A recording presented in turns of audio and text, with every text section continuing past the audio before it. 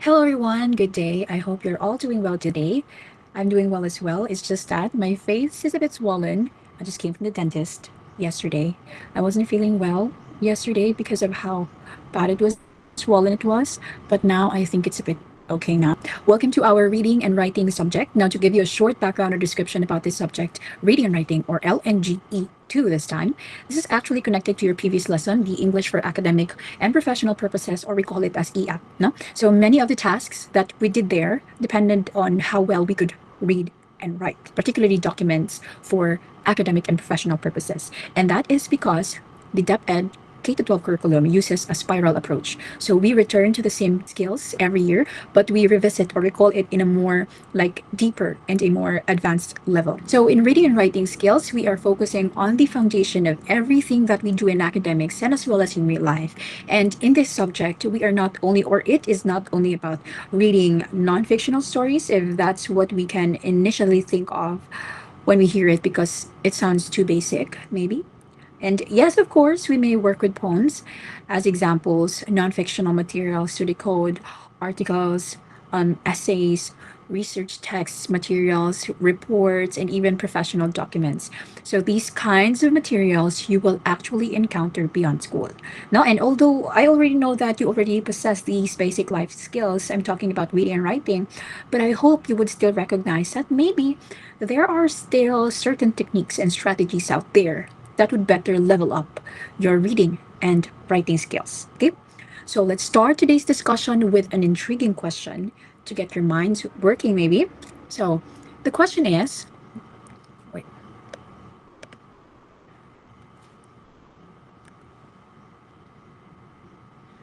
which do you think came first, the ability to read or the ability to write?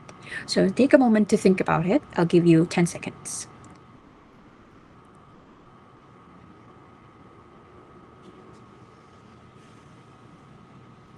Okay, time is up. So I hope you were able to really reflect and ponder on the history of these skills. No, so the same as how we think to which came first, the egg or chicken, but actually class, these questions do not necessarily have one absolute answer, to be honest, no? But this question is also a good way of like starting this subject as they make us think about how things are connected. And actually, class, historically speaking, or writing appeared first. That is based on history. And I hope you still remembered the earliest writing systems, like the Sumerian cuneiform around 3400 to 3200 BCE, were created for record keeping long before most people could read. So during those times, only trained scribes knew how to interpret these symbols. No, so, but in the very act of interpreting writing, people were already engaging in the earliest forms of reading. So, although writing technically came first, reading emerged almost simultaneously as a necessary response to the act of interpretation or interpreting symbols. Okay, so actually class, modern research as well to support this, no, reading and writing that develop together, each skill strengthens the other. That's according to Zhang et al 2020, no. In learning, these two skills develop together. You cannot really strengthen this one skill without the other skill. Okay, so they work hand in hand, they coexist, and that they are interconnected. Now another question to ask is that, which do you think really is the most important skill? Is it reading or is it writing? Okay, 10 seconds. Okay, if you answered either one of the skill, you may be correct, but both are actually really or equally important because they really depend on each other. Together, they actually form the foundation of communication. Without reading, writing loses its purpose, of course. Without writing, reading would not exist. They are again interconnected, like what I mentioned earlier. But there's more to this connection actually. Reading and writing are part of a larger system that we call as the four macro skills of language. Are you familiar with the four macro skills? Think of it. So, the four macro skills are: number one, listening; number two, speaking; third one is reading; And the last one is writing, respectively. Okay, so these are the four core or the main or the macro essential skills that we need in order to communicate and understand the world that we are surrounded with. They all work together. You cannot write effectively if you do not read well. You cannot read well without understanding the language, which comes from listening. And speaking there helps solidify your understanding of what you hear, of what you read, and of what you write. Okay? So it is really important that we master these skills, we recognize these skills to make us better learners, to make us better communicators. Okay? You have to be aware of that. Now that we understand how reading and writing develop together, let us now look more closely at what reading really means, especially in this subject. Okay, so our focus for this lesson is first the skill of reading. So I want you to read this definition in the presentation. We often hear this definition, according to Vaughan and Linden Thompson, that reading comprehension is the active process of constructing meaning from a text. So always remember these following key terms. Okay? Number one is that reading is an active process. When we say reading is an active process, it means that you are not just looking at words. Your brain is actually working.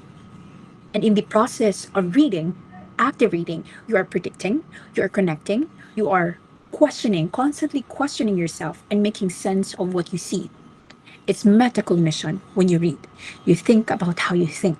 Okay? You bring your own experiences, your background knowledge, whatever that is, logic into reading. Remember always that reading is not and never passive.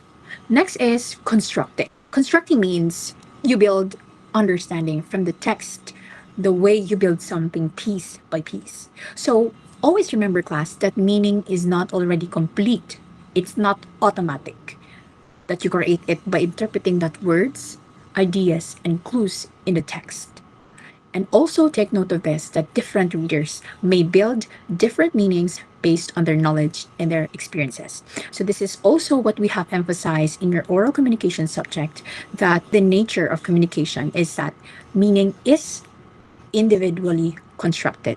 That means that it is not simply received.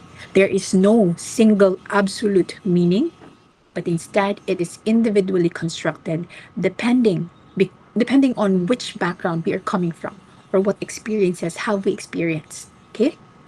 That's for the constructing meaning. Remember that. Discourse. Now let's talk about the word discourse. What's another word that you could think of when it comes to discourse? Discourse. So another word for discourse is conversation or communication. So it's not like a literal conversation, but it means that the text speaks, the reader responds. That could be mentally, and together they form understanding. Okay? Always remember that reading is never just a one-way process. It's never passive, but reading is a form of interaction. It's a form of communication, a two-way process where you interpret, you understand, you connect with the text and the author that's writing it. And that will lead us then to the fourth context clue, which is the connectedness of the author, the reader, and the text. To fully understand the text, there must be a connection among these three: the author, the text, and the reader.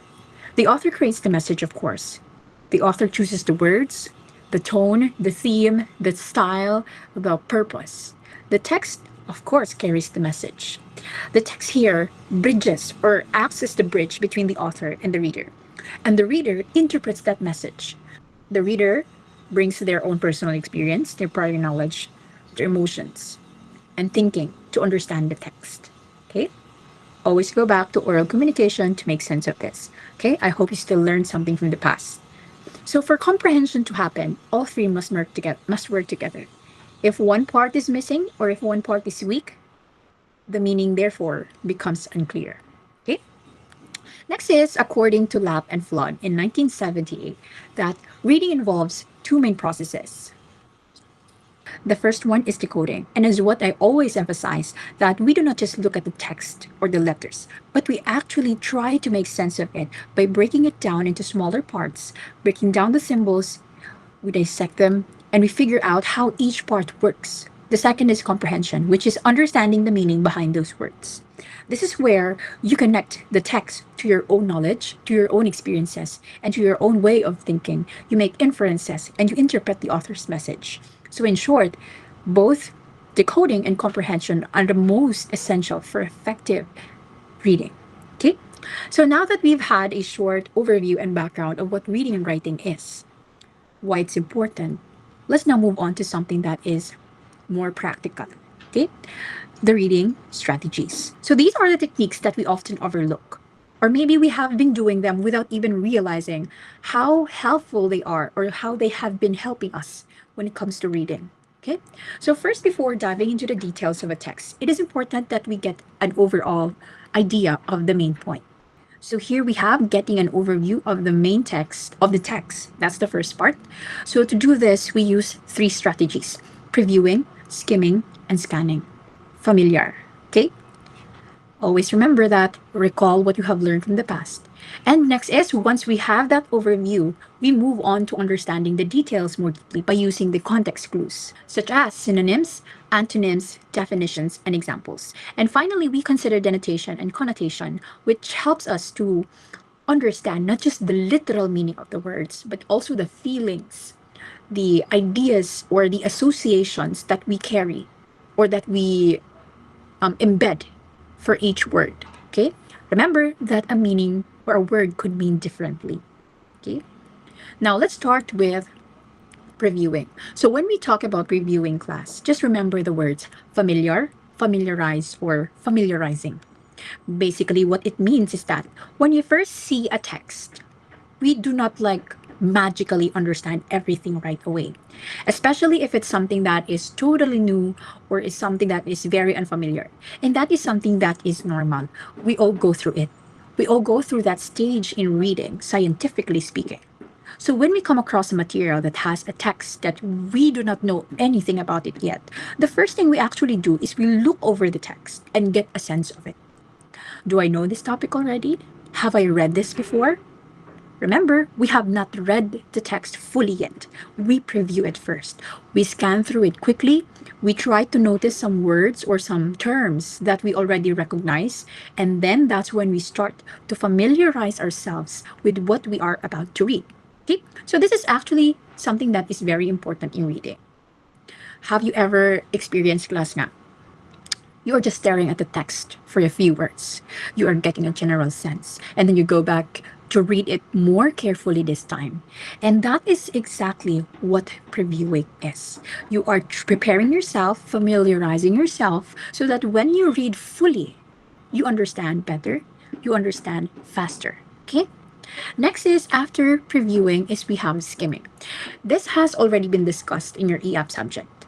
So when we say skimming and scanning, for skimming, what are we looking for? We are looking for the main idea or the overall impression, our predictions, or our assumptions. And for scanning, we look at the specific details. Particularly, those details are the 5 W's and the 1H. Now, for skimming, let's look at this magazine cover by trying to predict what the main idea of this article might be. So check out the pictures, the graphics, and the letters, and I'll give you 10 seconds to preview it. And in your mind, try to come up with a sentence that is predicting the main content.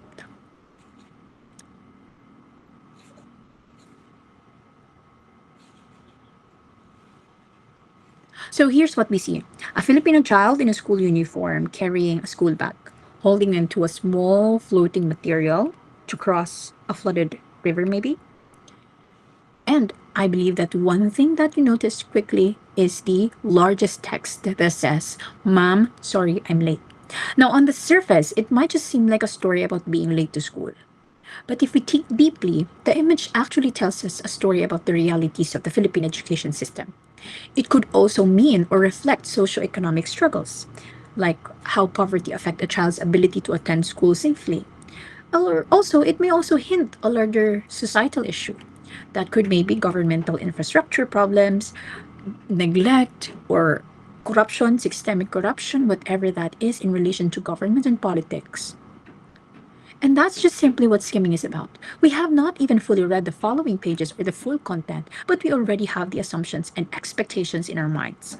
You get the gist, you get the main idea, and even the deeper implications, all before diving into the full text. And so when we read the text afterwards, the interpretation would be more faster, it would be more efficient.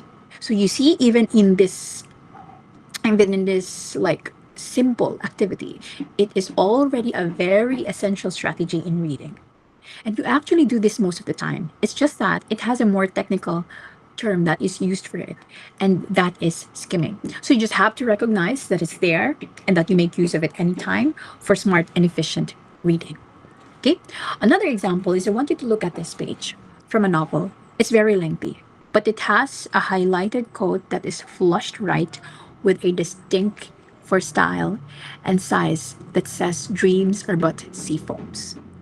So you read this page, you are unfamiliar with it, you make sense of it, and what do you think is the main idea? You see, even if you have not even fully read the chapter, you already know or you already now have the gist of what this chapter will be about without even having to read the full page. This is especially important, class, if you read thick books like novels or even textbooks. Sometimes skimming is also important in instances where we tend to forget a day away that we have read what we have read yesterday. Natulog lang ka, kalimot na kayo yung ibasa pagkaugma. And it happens a lot. It's part of human nature. But instead of reading it over and over again just to remember it, we just read some parts. Even sometimes we highlight important lines, phrases, paragraphs, and quotes just to go back to it once we need it. And when we read it, we already know the main idea without having to reread it over again. And that is the magic of skimming. So next years, we have here the scanning. So a scanning is a reading technique that is used to find specific information quickly. When we talk about specific information, always remember the 5 W's and 1 H. Now let's try to make sense of it and what is its difference with skimming. It's actually very simple. So I want you to look at this memorandum. You have not fully read it because number one, it's not full, it's not complete. But through scanning, you can actually get the main idea of it, make sense of it just by looking at the specific or the small details of it. Okay. So there you have it. Basically, this memorandum simply talks about NSPC, when it will happen, where it will happen, to whom will I send this, who will be the participants. So that's it.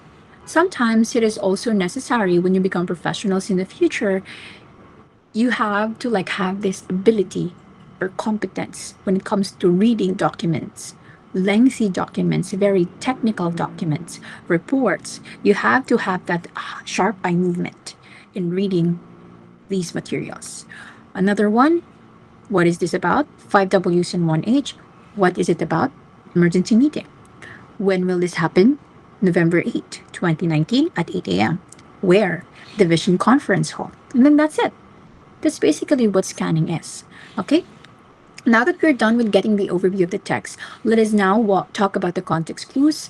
When we say a context clues, we are talking about another strategy that helps us to understand the meaning of words that we do not really know while we are reading. Now, when we read kasi class, there are really chances that we come across words that are very unfamiliar. We do not know the meaning yet.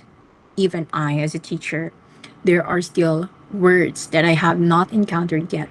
But instead of stopping to look at every word, we use clues in the sentence or paragraph to figure out what the word means. So now let me guide you through some types of context clues. Now let's go back. Wait.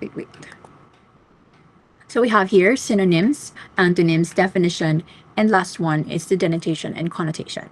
So here it reminds us that there are actually hidden clues found in every sentence or in every paragraph that we read to better, or that would help us better make sense of a single word that we struggle with.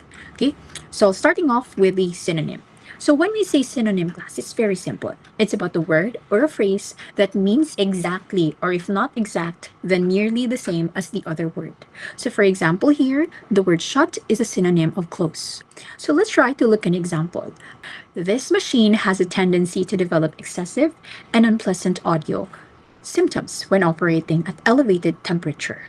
So, at first glance, this sentence may seem complex. We'll have to reread it again and again to understand it. But let's focus on the tricky words here. What are the tricky words? Excessive, unpleasant, and elevated temperature. But to easily understand and interpret it, we look for its synonyms, starting off with the word excessive. A synonym for the word excessive is that it could be too much, correct? Next is unpleasant, not good.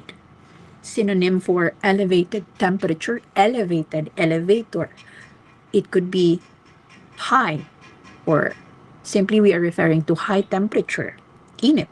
Now, if we replace these complex words with simpler synonyms, the sentence becomes easier to understand. So here, the machine tends to get noisy when it runs hot. That's basically what it means. So, by using synonyms, we simplify and understand a complex sentence more easily. Next is the antonyms. Okay. An antonym is a word that has the opposite meaning of another word. That is its simple meaning. And authors often include antonyms in a sentence to give us clues. So, for example, the new policy was stringent in contrast to the previous relaxed and lenient rules. Where is the context clue there? Here, the word relaxed helps us to understand that stringent means strict. Even if the word is unfamiliar, the sentence itself gives us the clue. It's there, it's just that you have to recognize that. Okay? So, a definition clue is when the author directly or indirectly provides the meaning of the word near it. So, for example, a habitat, which is a natural environment of the animal, provides food and shelter. Here, the phrase, which is a natural environment of the animal, defines habitat. Sometimes the author literally gives you the meaning, so you just have to pay attention. So, habitat even actually could mean different. It can refer to a lot of things. So, the definition there helps you or gives you the context. Okay, so you have to really pay attention. Next is we have here the examples. So for examples, it helps us understand how a word is used. So for instance, here we have celestial bodies such as sun, moon, and stars, blah, blah, blah. If you did not know what celestial bodies meant, these examples actually clarify it. No? Let's try to look at another example. Many mammals are nocturnal. Ask yourself, which animals are nocturnal? Owls, bats, etc. By thinking of these examples, you can understand the word in context. Okay? So that's what we do as teachers. We ask for examples for you to make sense of a concept that we have introduced. Okay? We look for examples to better understand a tricky or a complex concept. The same with synonyms. You might also notice that as well, that during my discussions, I will often ask for synonyms for a concepts or for some tricky words that you might be unfamiliar with. Okay? So reading is actually very simple. Just make use of the context clues that are already there. And then the last one is the denotation and connotation. Denotation is the literal dictionary meaning of a word. Think of the letter D for denotation. In linguistics and philosophy, the denotation of a word or expression is its strictly literal meaning. For example, the word warm denotes having a high temperature. That's its denotation. Connotation is the emotional or the cultural attached or meaning attached to a word.